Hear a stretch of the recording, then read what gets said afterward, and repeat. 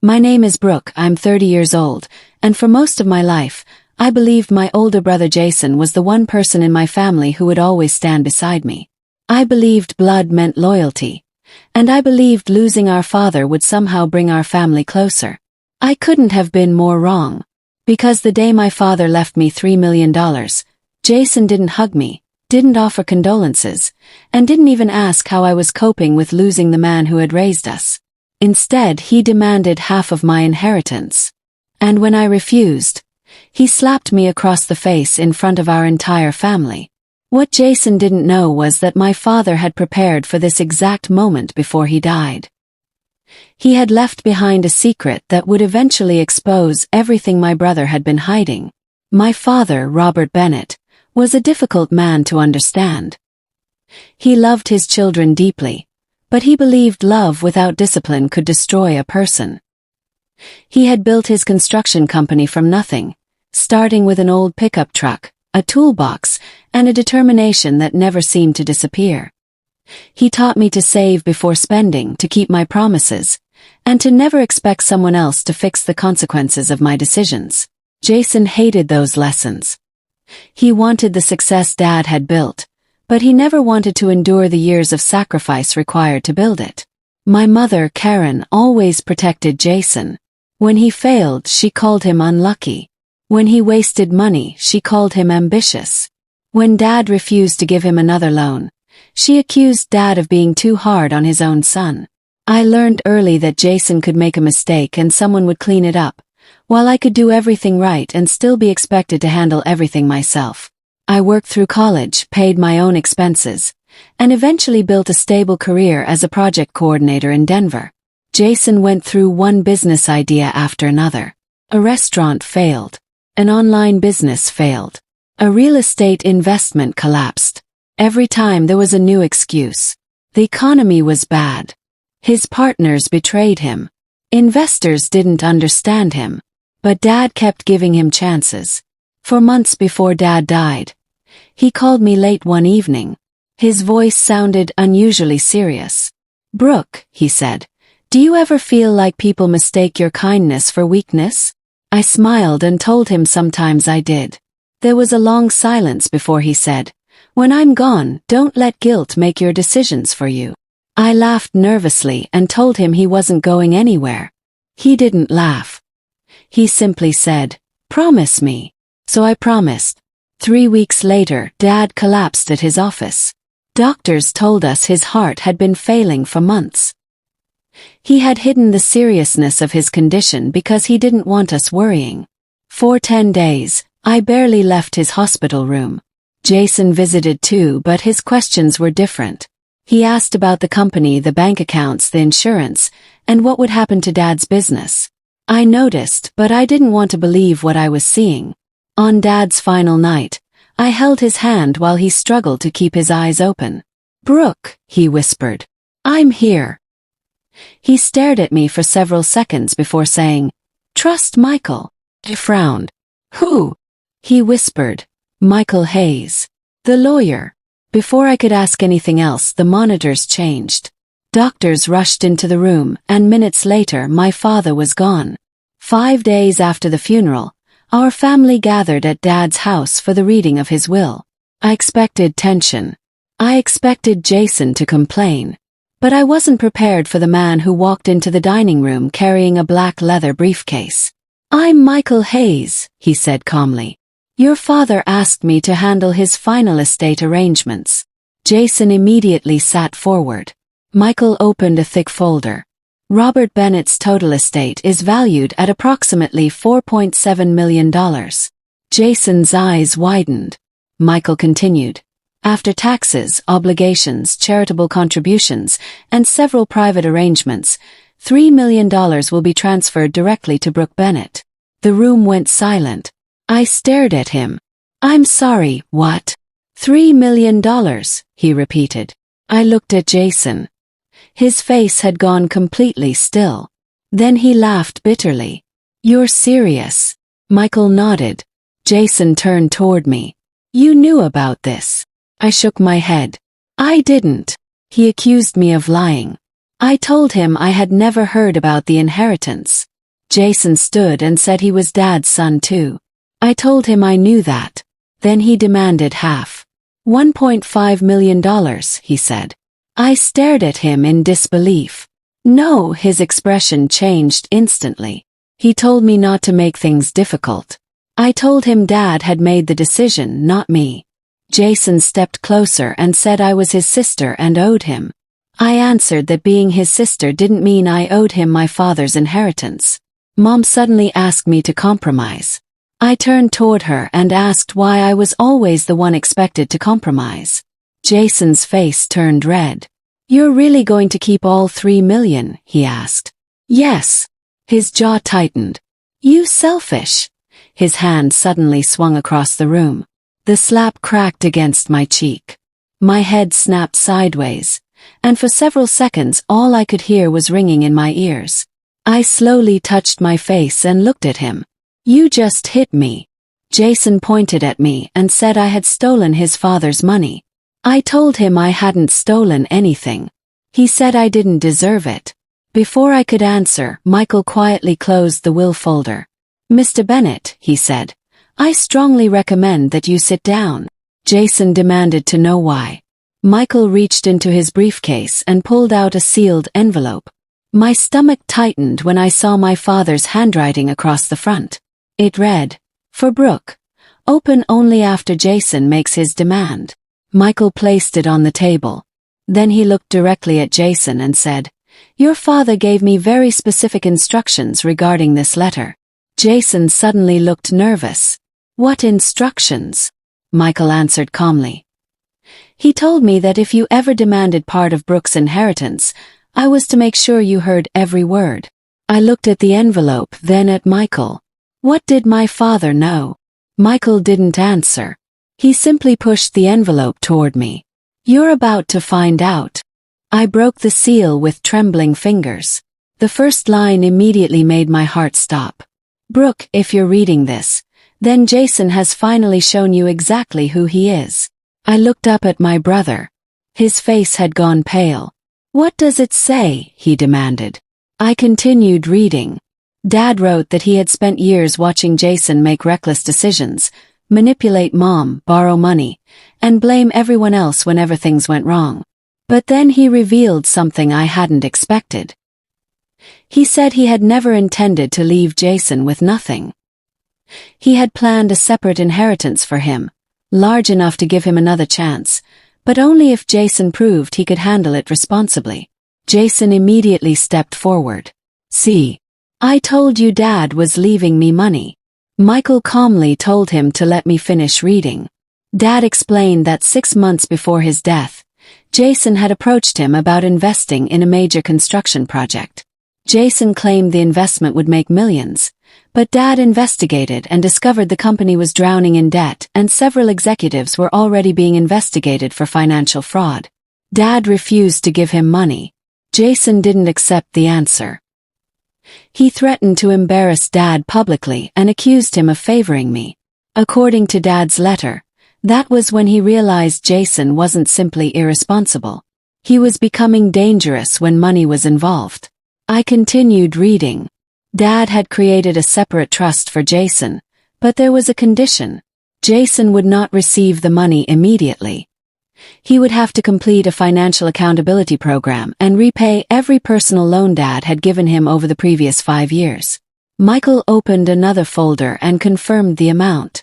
More than $680,000. Jason exploded. He said it was impossible.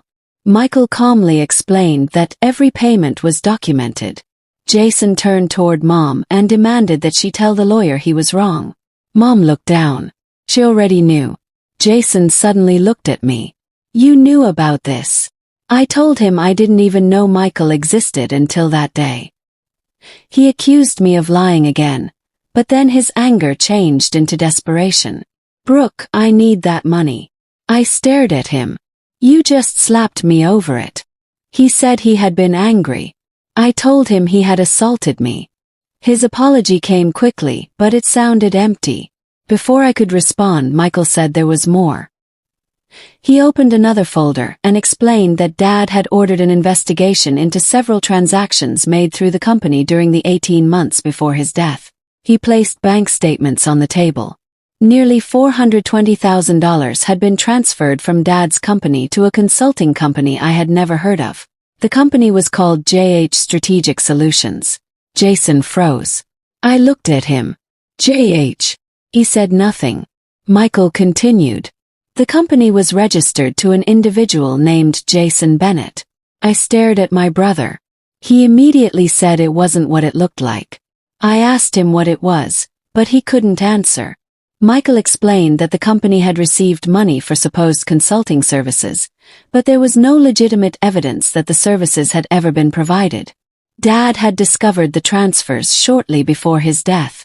Jason had promised to return the money, but instead he had used it to pay personal debts, cover failed businesses, and maintain a lifestyle he couldn't afford.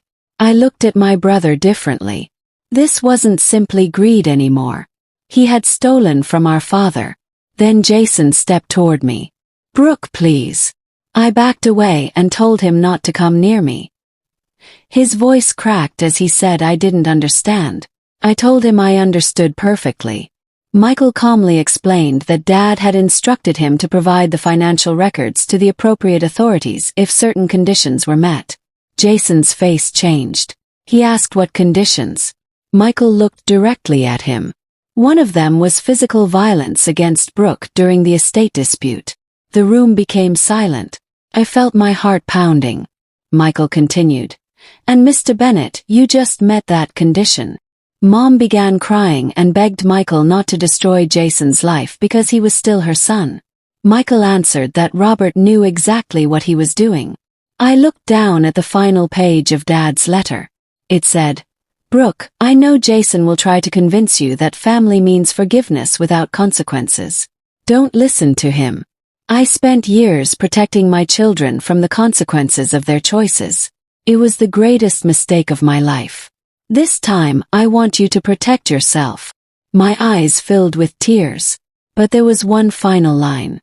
There is one thing I haven't told you about the $3 million. It isn't simply an inheritance. It's the key to something Jason believes belongs to him. I looked at Michael and asked what it meant. He reached into his briefcase again and pulled out a small black USB drive. Your father asked me to give you this only after Jason attacked you. Jason immediately panicked. What's on that?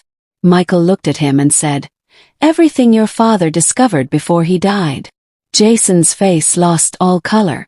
I stared at the USB drive and realized the $3 million might only be the beginning. Michael placed the USB drive on the table. Nobody moved. I stared at it, wondering how many secrets my father had carried alone during the final months of his life. Jason looked terrified. Not angry anymore. Terrified. That was when I realized he already knew enough about the drive to understand what it could do to him. Michael explained that Dad had called it his insurance policy. During the final months of his life, Dad had hired a forensic accountant to trace money leaving his company. The investigation uncovered more than the fake consulting company. It revealed suspicious invoices, hidden accounts, falsified records, and confidential company information being used for Jason's personal benefit. Then Michael opened the first video file. My father appeared on the screen, sitting behind his office desk. He looked thinner than I remembered, but his eyes were clear. Brooke, he said, if you're watching this, then something has gone terribly wrong. Tears immediately filled my eyes. Hearing his voice again felt like losing him all over again. Dad explained that he hadn't left me $3 million because he loved me more than Jason. He had left it because he needed someone he could trust to protect what he had spent his entire life building. Then he revealed the truth. The $3 million was connected to his ownership stake in Bennett Development Holdings. By inheriting it, I hadn't simply become wealthy. I had become the controlling shareholder of the family business. I stared at Michael in disbelief. Jason suddenly shouted that Dad had promised him the company. Michael calmly told him that Dad had said Jason could take over only if he became responsible enough to lead it. Jason had mistaken an opportunity for a guarantee. Dad's video continued. He said Jason had already made decisions that put the company at serious risk. He had been given chances to change, but every time he chose greed over responsibility. Jason slammed his hand against the table. No, that was supposed to be mine. The words escaped before he could stop them. I looked at him. So that's why you wanted half. He couldn't answer. He didn't want half because he needed help. He wanted enough of my inheritance to gain control of the shares attached to it. Dad had understood that. He had designed the inheritance to prevent Jason from taking control through pressure or manipulation. Then the video revealed something even more painful. Dad said there was one final thing I needed to know about Mom. My mother immediately stood up and said Robert shouldn't have involved her. I looked at her. Involved you in what? She started crying. Jason told her not to say anything. Dad explained that several of the suspicious transfers had been approved using Mom's digital authorization. She hadn't created every fake invoice, but she had knowingly signed documents after Jason convinced her they were legitimate. Dad had discovered everything and confronted her. He gave her a chance to tell the truth. Instead, she protected Jason again. Mom finally admitted she thought she was helping her son. I told her she had helped him steal from Dad. She cried harder. Jason suddenly stepped toward the laptop and demanded that Michael turn off the video. I stood between him and the table. No, he told me I didn't understand what this would do. I answered that I understood enough. His face twisted with anger. You want to destroy your own brother. I looked at him and said, you destroyed yourself. That sentence pushed him over the edge. He rushed toward the table and grabbed the USB drive. I reached for it at the same time. We struggled for several seconds until Jason suddenly stopped. He looked directly into my eyes and whispered, give me that drive, Brooke, or you're going to regret what happens next. Froze. His voice wasn't angry anymore. It was a threat. Michael immediately reached for his phone and told Jason it was enough. Jason backed away. Then the front door opened. 2 police officers entered the house. Jason's face went blank. I looked at Michael and he nodded. Your father anticipated this. One officer approached Jason and said they needed to speak with him regarding suspected financial fraud involving Bennett Development Holdings. Jason looked at me and accused me of calling them. I told him I hadn't. Michael answered. Your father did. The officer handed Jason a document. Jason's hands started shaking as he read it. For the first time in my life, my brother looked small. But I still didn't understand why Dad had waited until after his death to expose everything. Why had he made me the controlling shareholder? And why had he instructed Michael to wait until Jason physically attacked me? I asked Michael if there was more. He nodded and pulled out another folder. Inside was a property deed. I recognized the address immediately. It was the lake house where our family had spent every summer of my childhood. I looked at Michael in confusion. He pointed to the name on the deed. My heart stopped. The property wasn't owned by Dad. It wasn't owned by Jason. It was legally owned by me. Dad had transferred it into my name 29 years earlier. Jason had been living there for 6 months without my permission. I looked at my brother. He knew. Suddenly, I understood why he had been so desperate for my inheritance. The money wasn't the only thing he was about to lose. He was about to lose the life he had secretly built with things that never belonged to him. Michael looked at me and said, Brooke, your father didn't leave you $3 million to make you rich. He left it to make sure you finally had the power to take back everything your brother had stolen. For the first time since Dad died, I understood what he had been doing. He hadn't simply prepared a will. He had built a shield around me for the day he would no longer be there to protect me. I expected to feel victorious when the police began taking Jason's records, but instead I felt empty. This was still my brother. The same boy who once ran into my room during thunderstorms because he was afraid to sleep alone. The same person I had defended when Dad was angry with him. But that brother had disappeared years ago. What remained was someone who believed my success belonged to him. One of the officers returned and told me they needed permission to secure the company's financial files. Gave it. Jason heard me and shouted that I couldn't do this to him. He promised he could fix everything. I looked at him and said he had years to fix it. He said he had made mistakes. I told him he hadn't made one mistake. He had made choices. Mom started crying and asked me to remember that he was still family. I turned toward her and told her that family didn't mean protecting someone from every consequence. Dad had spent his entire life doing that, and it had only made Jason worse. Over the following weeks, investigators uncovered even more. The forensic accountant found evidence that Jason had diverted nearly $900,000 from Dad's company over several years. Some of the money had gone toward his failed businesses, some toward personal debts, and some had funded the lifestyle he couldn't afford. He had also used confidential company information to secure private deals without Dad's permission. Mom had signed several documents for him, believing she was helping him stay financially stable. When she finally understood the full truth, she was devastated. But the biggest shock came months later when Michael called me into his office. "Your father left something else," he said. I sighed and asked what could possibly be left. He smiled faintly and handed me another envelope. This one wasn't about Jason. It was about me. I opened it and immediately recognized Dad's handwriting. He wrote, "Brooke, if you've made it this far, I know you're probably wondering why I chose you. The answer is simple. You were the only one who never asked me what you could get from me. You helped your mother when she was sick. You paid your own way through school. You built a life without demanding that anyone else build it for you. I didn't leave you $3 million because you were my favorite. I left it because you were the only person I trusted not to let money change who you are." I had to stop reading because my vision blurred with tears. Then I reached the final paragraph. Dad wrote, "Don't spend your inheritance trying to punish Jason. Use it to build the life you always wanted. And if you ever wonder whether I made the right choice, remember this. Money didn't create your brother's character. It only revealed it." Those words changed the way I thought about revenge.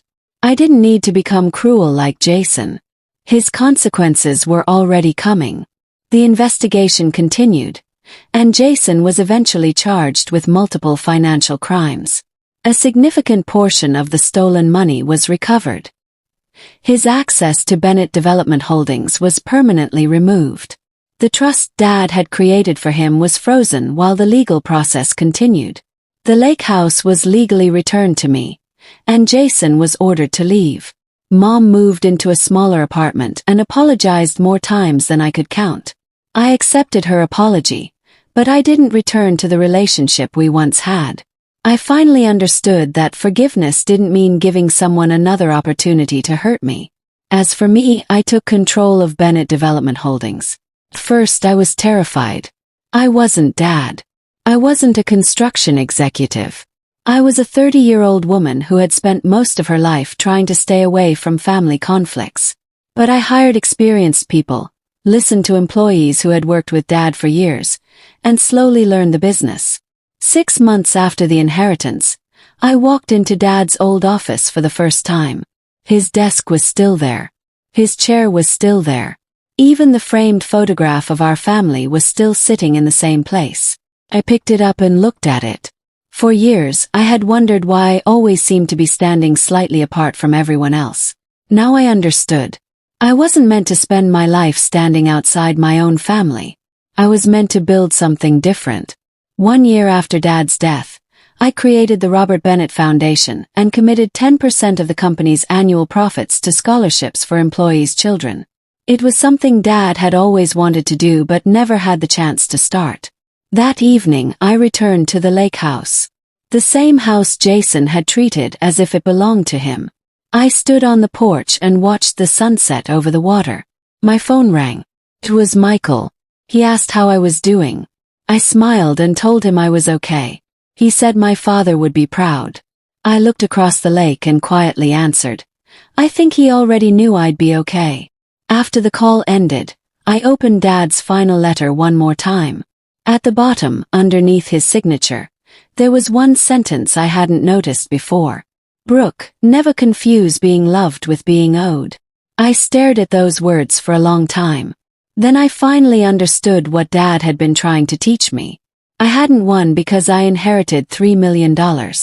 I had won because I finally stopped believing that being someone's daughter, sister, or family member meant surrendering my dignity. Jason wanted half my inheritance because he believed my success belonged to him. He thought one slap would make me afraid. He thought guilt would make me surrender. He thought family would protect him forever. He was wrong. The money gave me freedom. The truth gave me power. But walking away from the people who had spent 30 years teaching me to doubt myself was the real victory. And for the first time in my life, I wasn't asking anyone for permission to live it.